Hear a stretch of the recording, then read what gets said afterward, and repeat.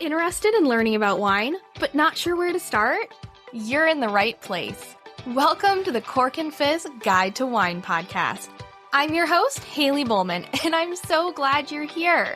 I'm a wine enthusiast turned wine educator and founder of the Seattle-based wine tasting business, Cork and Fizz. It is my goal to build your confidence in wine by making it approachable and lots of fun. You can expect to learn everything from how to describe your favorite wine to what to pair with dinner tonight, and so much more. Whether you're a casual wine sipper or a total cork dork like myself, this podcast is for you. So grab yourself a glass and let's dive in.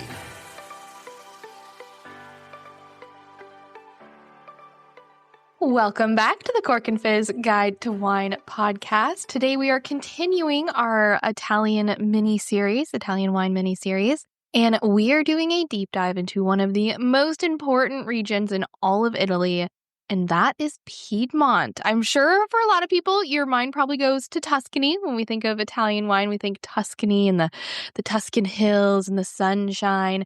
And we're talking a little bit about that on why I chose Piedmont instead. But one of the biggest reasons, one of the first Italian wines that I absolutely fell in love with, most of them actually, not even just the first one, like many of them are from Piedmont. So one of my favorite wine shops here in the Seattle area called University Wines. It's one of the first places I went to that kind of helped me discover this love for wine. And they specialize in European wines, mostly French, but they have a good amount of Italian wines as well.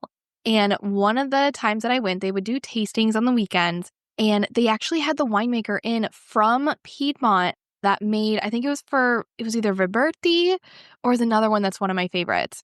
And he was in tasting the wine. And so we got to taste his Barolo, the Barbaresco, the Barbera, and like all of these are such incredible wines. And I think he had a Barbera Rosé too. Barbera was actually the first wine that I fell in love with. And then I tried Barolo and I'm like, oh my goodness, this is really good too.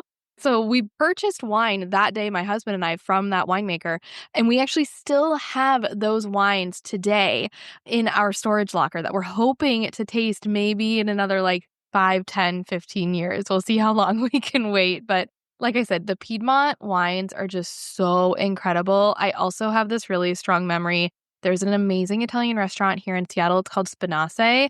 And I'm going to talk a little bit at the very end of this podcast about the food of Piedmont. And Spinace, in my opinion, has a really good representation of Piedmont food. I don't think it's their only thing they do, but the thing they're most known for is actually a popular dish in Piedmont. But we like to go there for special dinners. And one of the times we went, and I knew more about Barolo than Barbaresco, and you're probably like, what are these? I'm going to tell you what both of those are, don't worry. But they're two red wines made from the same grape, grown literally I think they're 12 miles apart from each other, so super similar. But I'd really only heard of Barolo, so when we're at this restaurant, I was like, hey, let's try something new. We'll ordered a bottle of Barbaresco. And wow, it's this big, bold red while also being super elegant, and there's a lot of finesse to it. And I just still have memories of that, plus the tartarine pasta. That was just mind-blowing. Highly recommend if you're in the Seattle area. So all that to say, I wanted to talk about Piedmont. Now, we're going to talk about some Tuscan wines as well. There's going to be an episode all about Sangiovese, which we'll go into that. But today, we are talking about Piedmont, and because it makes some of the most beautiful wines in all of Italy, Barolo and Barbaresco being two of them. Just a quick reminder, if you are not on my mailing list yet, what are you waiting for? I would love for you to join. When you do, you'll get a free shopping guide that has 15 of my favorite wines under $15. Head to corkandfizz.com, scroll down to the bottom, and there'll be a little section where you can join the mailing list. I send out a weekly newsletter filled with wine tips, recommendations, special offers, and so much more. Now, let's get back to the show. So while Tuscany is full of these rolling hills of warm colors, Piedmont is a remote white amphitheater at the foot of the Alps in northern Italy. So Piedmont literally means foot of the mountain. It's also, in Italian, they say Piemonte instead of Piedmont. It is bordered by France and Switzerland to the north, and while I'm making this comparison to Tuscany, Piedmont is actually far more similar to Burgundy, France as a region. And there's a couple different reasons for this. One, there are small wine estates all over Piedmont, very similar to in Burgundy, and they are meticulously cared for. Also, wine tradition was molded by Benedictine monks in both of these two regions, and they are a believer that a single grape variety makes great wine. Now, Tuscany may be known for Sangiovese, but they blend that Sangiovese with a lot of different things when they're making their wine, versus here in Piedmont, they care about Nebbiolo. And then in Burgundy, obviously there's Pinot Noir. Now there's also the whites as well, and I'm going to tell you about plenty of wine grapes that grow in Piedmont that are not Nebbiolo, but it's kind of just that idea that like one single grape done well, grown right is phenomenal. And that's kind of like the belief that these regions have. So while we're covering the basics, it's also important to note that Piedmont is far more than just Barolo and Barbaresco. They also have really incredible dinner red wines. That's kind of what you'd call them, like everyday red wines, like Barbera and Dolcetto. They also have, and this was new to me, a lot of indigenous varieties, like lesser known varieties that you probably won't be able to find in a lot of wine shops, but would be fun to look for. Things like Freisa, Grignolino, Ruché, Naschetta, Temeroso. They also have great white wines like Gavi and Arnés, and they make sparkling wine, both dry and sweet, but the most popular of which is Moscato d'Asti. I know, crazy, right? Like a region known for its like bold, structured, elegant reds also has this really fun, playful, sweet, sparkling white wine, Moscato d'Asti, which is just so fun. So before we dive into the wine, let's go over the history a little bit of Piedmont. And they say this is when the Celtic Ligurian people inhabited the region and practiced viticulture. Now, the earliest reference to more modern winemaking is in the Middle Ages. So early references to Nebbiolo wine, which again is that prized grape of the region, were documented in the castle of Rivoli in 1266 and in the village of Canale in the Roeo in 1303. Nebbiolo was also highlighted in a book of statutes in the village of La Mora in 1431, wherein a 5-lire fine was imposed on anyone who cut Nebbiolo vines. And it was said that repeat offenders were at risk of getting their right hand cut off or, in more serious cases, being hanged, according to the statutes from that period. Nebbiolo was really important, still is very important. Piedmont was also formerly part of the Savoy Kingdom, so there's a lot of French influence here. Another reason why it's a lot easier to compare Piedmont to Burgundy than it is to Tuscany. And this shows up a lot in the region's cuisine and in the wine culture. Now, I think when we're talking about a region, it's always good to get a lay of the land. So let's talk a little bit about the geography of Piedmont. As I mentioned earlier, Piedmont is in northern Italy. It's at the foot of the Alps, and it borders France and Switzerland. It is the second largest region in Italy. However, much of the land is too steep or too cold for vines, so the region is not a leading producer by volume despite the size of the region. However, it is a leader in fine wine, and that's if you consider, and I think most people would, the designations in Italy, so the DOCG and the DOC. If a wine is considered DOCG or DOC, it's considered to be more of a fine wine than one that is just like a wine of the country. I think they have IGT. We talked about this in the episode just before this, and I'm already like, oh man, it's confusing all the classifications. But DOCG is the top of the pyramid. DOC is one level below that, but it's basically saying like there are certain rules when you are making your wine that you have to follow. And Piedmont has the most DOCGs, and it's tied for the second most DOCs. So it has 19 DOCGs and 41 DOCs. The best vineyards are in the eastern and southern parts of Piedmont, obviously, since our Alps are in the north. The easiest way to think about Piedmont is to think of the two large hills of one of them is Monferrato and one of them is Langhe. And on these hills are three major towns that the best vineyards surround. So you have Alba, A-L-B-A, Alba, like Jessica Alba. Then you have Asti, and this is Moscato d'Asti is a wine you like. That should sound familiar. Asti is one of the towns, A-S-T-I, and Alexandria, whereas the last one isn't quite as important. You'll hear Alba and Asti more. Now, Alba is probably the most important town when we're talking about Piedmont because on either side, about a dozen miles apart, you will find Barolo and Barbareso. Alba is also known for their ridiculously good white truffles, so definitely a thing to keep in mind if you ever go to visit. The soil in this area is going to be a combination of clay, limestone, and sand. Another thing to think about for the geography of Piedmont, all of the best vineyards are going to be on the hills facing south. And why is that? It's because the equator is to the south, and these hills are where they get maximum sun exposure. So Piedmont is between the ice-cold Alps and the warm Mediterranean. The temperature variation makes this whole area fill up with morning fog that slowly burns off during the day. And the land that's higher up on the hills facing the sun, they get riper grapes, which means they have better wine. In this case, because it's a cooler climate. Obviously, in other areas, it could get too ripe. But here, cooler climate means that we want riper grapes.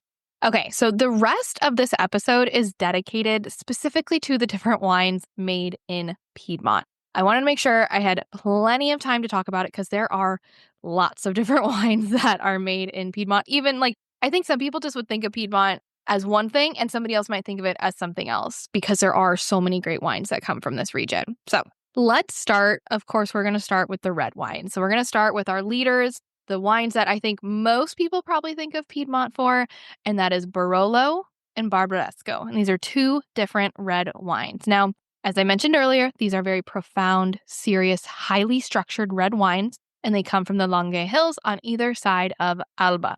They are both made from the Nebbiolo grape.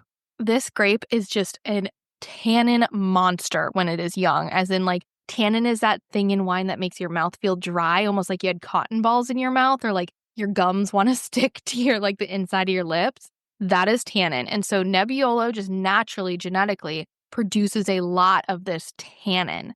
So we're going to talk about kind of how they work with that. But in terms of just general aromas and flavors that these wines are known for, think licorice, violets, leather, porcini mushrooms, dried leaves, and wild strawberries. Nebbiolo is often also referred to as tar and roses, and this refers to both the aromas and flavors you get and then also the sensation of that just grippiness that you can get with Nebbiolo.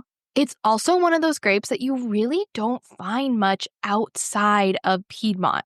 Which I think is really fascinating. You see it coming up more in California, and I've had great California Nebbiolo, don't get me wrong, but I definitely remember talking to a winemaker and just being yeah, no, there's a reason Nebbiolo isn't anywhere else. It is really hard. It's a hard grape to grow. It does not like to be it's not easy in the vineyard, and it's also hard in the cellar. So they're it's just difficult, and there's only certain regions that it likes, and one of those is Piedmont.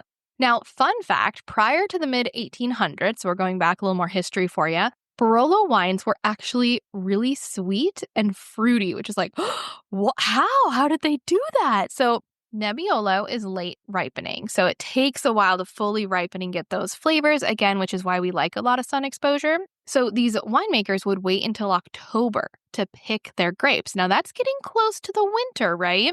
So during the winemaking process, the temperature would drop in November and December, and it would halt fermentation. Now, fermentation needs a certain temperature to be able to start, and then once it gets too cold, it'll stop. And so when it got cold, it stopped and it left behind sugar. So these Barolos were actually really fruity and very sweet because they didn't fully go through the fermentation process. Now, of course, that has totally changed. They figured out ways to get around that and work through that. And they've actually even created a more modern style of Barolo and Barbaresco, but we'll get to that. Now, Barolo and Barbaresco are both also very site specific. So meaning that they actually used to blend the grapes from different vineyards together. But now it is essentially these grapes came from this vineyard, keep them together and keep them separate from the grapes from the vineyard over there. And then they will name the wine bottles based on the vineyards that they came from. So in Piedmont and in Barolo and Barbaresco, they have MGAs, which are essentially crus.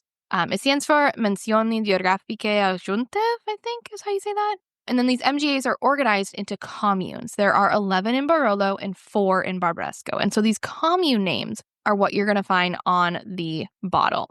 And so because you'll see these on the bottle, I thought it'd be helpful just to kind of go through them quickly, but I also recommend looking them up. We can also put them in the show notes for you. So in Barolo, you have Barolo, so the one that's just its namesake. Then you have La Mora, Castiglioni Faletto, Manforte de Alba, Serralunga de Alba, Novello, Grinzane Cavour, Verduno, Diano de Albo, Tarasco, and Rodi. So those are your 11 in Barolo. And again, you could find these on the label itself beyond just the Barolo. And then for Barbaresco, which is much smaller in production, so there's only 4 of them, you have the Barbaresco, which is just the namesake. And then you have a Neve, Treso, and also it says here San Rocco Seno de Elvio.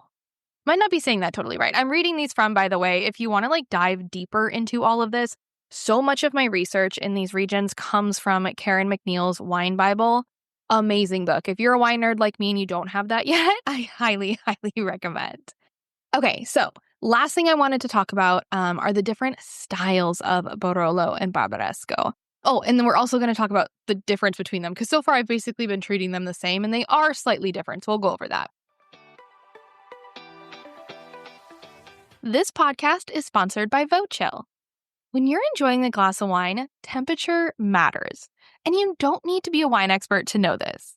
You know this the minute you realize you forgot to put the bottle of wine in the fridge, and now you're stuck with lukewarm Sauvignon Blanc that is the opposite of refreshing. You know adding ice cubes will just water the wine down, but it seems like it's your only option. Not anymore. I want to introduce you to one of my favorite wine gadgets, Vochill. This gadget is as simple as it is elegant. It will keep wine perfectly chilled in your own wine glass. No more clunky metal or plastic tumblers or ice in your wine. While this gadget is an absolute must during the summer months, I don't enjoy wine without it from June to September. It's also incredibly useful for those days when you're craving a glass of white or rosé, but you don't want to wait for the bottle to chill in the fridge. Vochill offers a stemmed and stemless chiller in multiple colors, so you're bound to find one that's perfect for you. They also make the perfect gift. I should know, I got one for my mom at Christmas a couple years ago, and she loves it. Head to Vochill.com, that's VOCHILL.com, to get your perfect wine chiller, and don't forget to use code CORKANDFIZZ for 15% off your order. This podcast is sponsored by the Cork Crew Virtual Wine Club. Interested in trying new wines, but not sure where to start? Or maybe you've been listening to this podcast for a while and you love the idea of tasting wine live with me. If that's you, come join my Cork Crew Virtual Wine Club, and you'll get to sip wine with me twice a month while I help you find new favorite wines. The Cork Crew is not your ordinary wine club. This is a community of people who are passionate about exploring new flavors, learning about different wine styles, and having fun along the way. And the best part about this club, purchasing the wine is completely optional. Plus, all events are recorded, and you have access to the full library of recordings as a Cork Crew member, so you can always catch up if you can't make it live. Oh, and did I mention it's virtual, which means you get to do all of this from the comfort of your sofa in your PJs. No need to worry about driving in crappy traffic, finding a designated driver, or spending an arm and a leg on a taxi. Want to give it a try without the commitment? You're in luck. Right now, I'm offering a free class pass to anybody who wants to try out the Cork Crew Virtual Wine Tasting Club. With this pass, you'll be able to join a Cork Crew event of your choosing. No strings attached. I don't need your credit card. I don't need you to sign up for anything. You'll be my guest. Simply head to corkandfizz.com/free class pass to get your class pass and be one step closer to becoming a member of the best wine tasting club around, the Cork Crew. I can't wait to see you there. Now let's get back to the show. But first, and this is for both of them, there's essentially a traditional style and a more modern style. Now, the traditional style is highly tannic. So again, a lot of that drying sensation. You really should not drink these wines until give it at least 10 years. It is sacrilegious if you try to drink it any earlier than that. Because the grapes were late ripening, if there were cooler vintages, some of those grapes may never even fully ripen. So you just get a lot of acidity and a lot of tannin from the skins of the grapes. The cellars were also quite cold in this region, so fermentation would take a really long time. Now, again, in the 1800s, it just stopped, but it did stay warm enough for them to finish fermentation in this traditional style, but they would leave it on the skins for the entire fermentation process, and if that takes longer, more contact with the skin would cause more, at least with this grape in particular, grippier, more intense tannins. Plus, the winemakers would then take the wine and age it for years in barrels. So this style is wonderful, and obviously it's made a huge name for itself, but it lost a lot of the fresh kind of fruity flavor. And again, not approachable until at least 10, 15 years old. Now, there's actually a more modern style, and this is the idea of trying to make a wine that is more approachable when it's younger, but also be able to age and have those layers of flavor, 8, 10, 15 years later. So in order to do this, winemakers have been using temperature-controlled tanks. And what this does is it allows them to do a faster fermentation. It's funny because I think of these temperature-controlled tanks, I think of places using them in warmer climates in order to keep it cool. But it's interesting because here in Piedmont, they might actually be using them in the opposite way to keep it a little bit warmer so the fermentation can keep going. They also do this thing where they pump the juice over the skins. And so this allows for them to get a maximum color from those skins, but a shorter fermentation time and less tannin. They also divide the wine between barrels and bottles, so the barrels can age, develop those flavors from the oak, but then putting it some of them directly in bottle saves that fruity quality. The cool thing about oak is it softens a wine. The bad thing about oak is it often diminishes the fruity flavor. So this more modern style, there was definitely like a little bit of a fight on it for a while. A lot of the traditional winemakers did not want to hear anything of it, but it's becoming far more common, and especially with climate change as well, even that traditional style is changing because it's not as cold. Okay, last thing to say here on Barolo and Barbaresco. Let's talk about the difference between the two. So again, both made with Nebbiolo. They are the region. So these are wines that are named after the region, right? So Barolo is a region and Barbaresco is a region, both made with the Nebbiolo grape. Now, a lot of these take these with like a grain of salt. They're not totally 100% true, which is kind of what people consider. So some of them are facts though. Let's start with Barolo. So Barolo has a higher elevation, which means that they're going to have a cooler climate. This could result in a little bit more tannin, a little bit more acidity. They also have a steeper terrain, so they're going to get a little bit more of that sunshine coming down. Barolo requires 3 years of aging versus Barbaresco only requires 2 years of aging. I don't know if it's because of that or just because of how well known. Barbaresco is actually slightly less expensive. Barolo has been around longer. That could also be another reason why Barbaresco is less expensive. Barolo's been around for about 50 years longer. Generally, Barolo is considered a little more robust and brooding versus a Barbaresco is considered more elegant. Also in Barbaresco, you're going to have more of a nutrient-dense soil, so not quite as much tannin. They also have a maritime macroclimate because they're near a river. So again, a little bit warmer climate, so a little bit more ripeness. Probably that would lead to a little more fruity flavor, a little less tannin, as we've said before, for other reasons. So those are kind of the general differences between the two, but again, they're going to be super, super similar, and it's going to depend on the winemaker. Okay, so I promise this is not just a podcast about Barolo and Barbaresco. Let's talk about the other wines of Piedmont.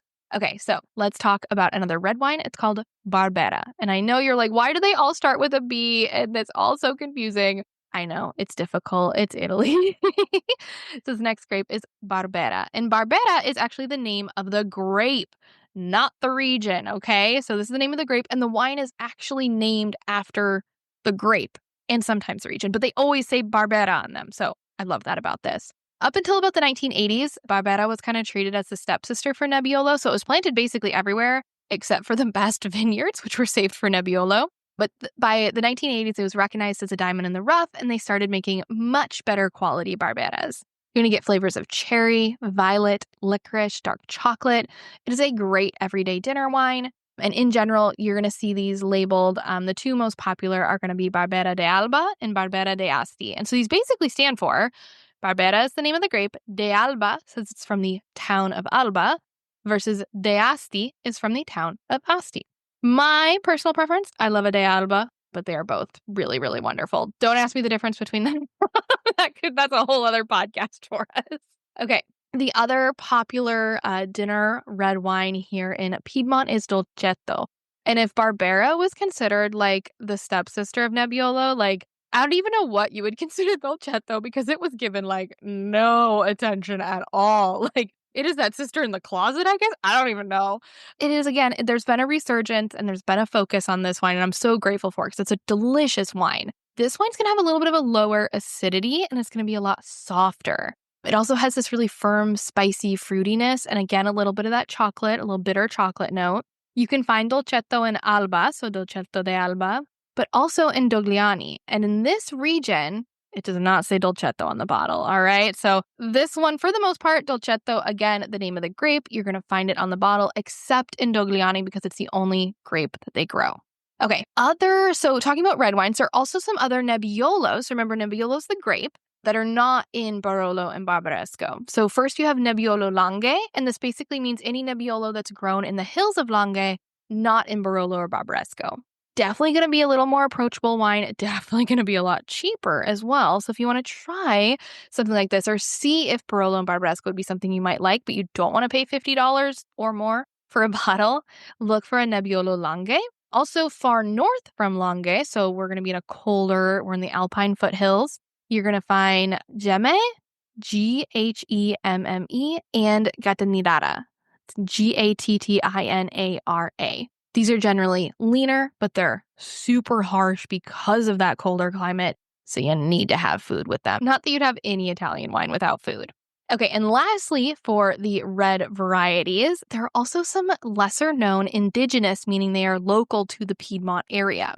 Indigenous red varieties. They're not incredibly common, but they all still have their own DOC, if not multiple DOC. And again, that DOC is a designation that says this region produces this style of wine, and there are certain rules they have to follow. So the only of the three that I'm going to tell you about that I've tried is Freisa.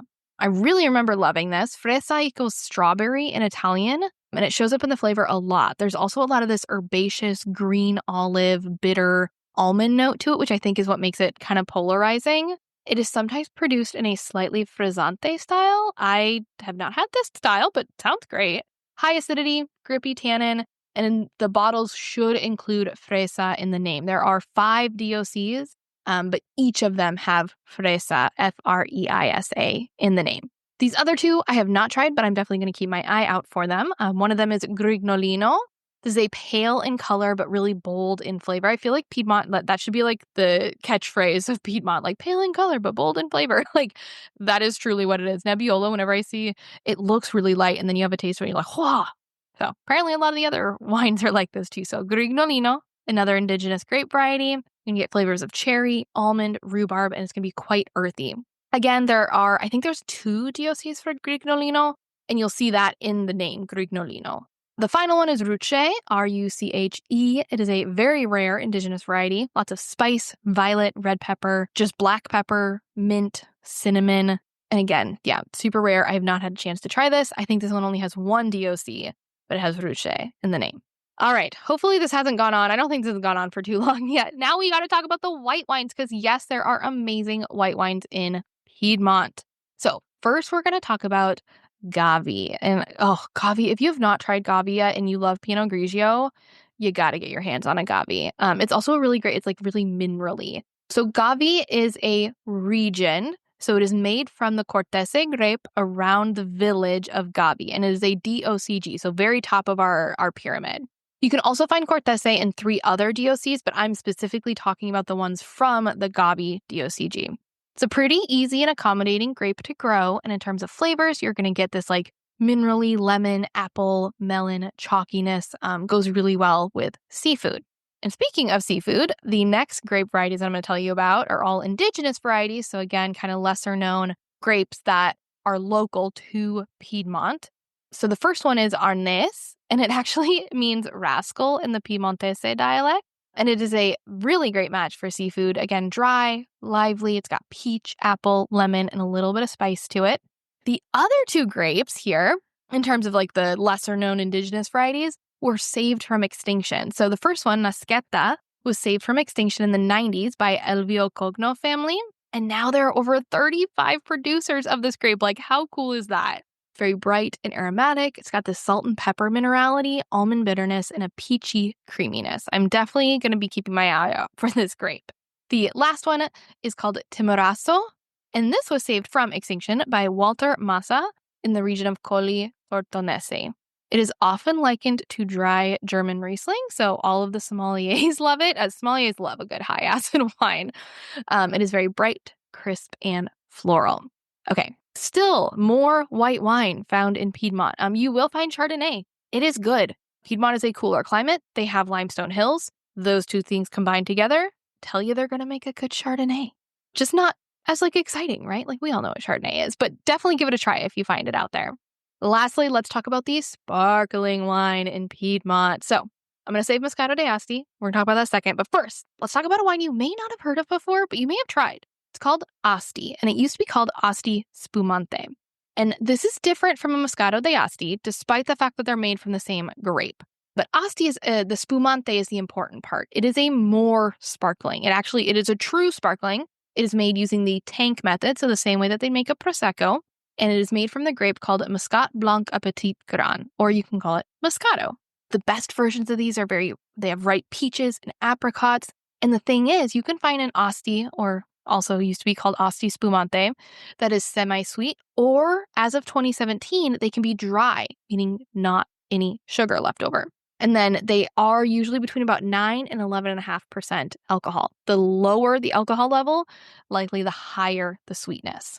Okay, so the true, the sparkling that I think everybody knows of Piedmont for, or if they ever hear Asti, they go, Moscato d'Asti. And that is totally fair. It's a really delicious wine from this region. They make it in tiny batches. They use that tank method, same thing, but they usually don't let it ferment all the way. And this is what's really interesting about it, because they only want it to get a tiny bit frizzante. So they only save some of that CO2 when it's going through fermentation.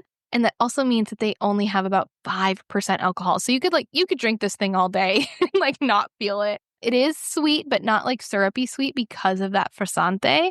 You get flavors peaches, oranges, apricots. I think this goes well with angel food cake. It's one of my favorite pairings. It is also a great brunch choice if you prefer more of a sweet brunch, because I think sweet and sweet go well together.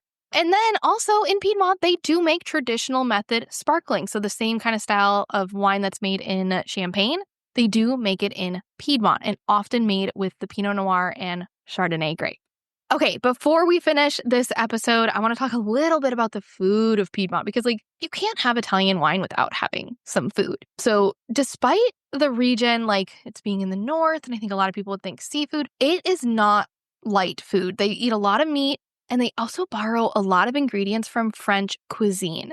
So they use a lot of butter instead of olive oil, which is found more throughout Italy.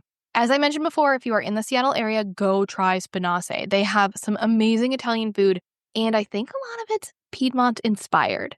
The most popular dishes of Piedmont include antipasto misto, which is basically just this huge appetizer plate full of a million different things. They also have bagna cauda, which is fried oil, garlic, and anchovies, I believe, and then it's kind of you dip bread in it. And then the last pasta, of course, pasta. And one of their best pastas, actually both of these I love. Tagliarini is one of them, but the even thinner version of that is tajarin. That is a dish you can find at Spinace. It is these tiny, thin little noodles. And typically you just mix it with butter and sage, fried sage. And it is so good. The other pasta I'd never had before until I went to a local wine bar here in Seattle called Molly's Bottle Shop. You've actually heard Molly on this podcast if you've been around a little bit. But she brings in different chefs and different little kind of pop-ups. And they did a pasta pop-up. And they made agnolotti.